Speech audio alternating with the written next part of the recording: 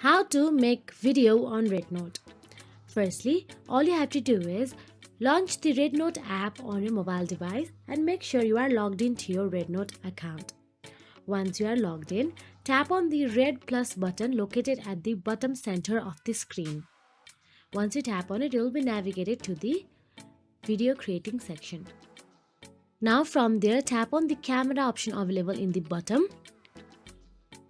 Then give the allow option available. Then again tap on the allow. Then tap the record button to start capturing video. You can also use the available tools to add effects, filters or music as desired. Then you can select the upload option and also upload the existing video. So that is it. Once you are satisfied with the edits and settings, tap the publish button to share your video with the Rednote community. If you found this video helpful, please like, share and subscribe, and thank you so much for watching.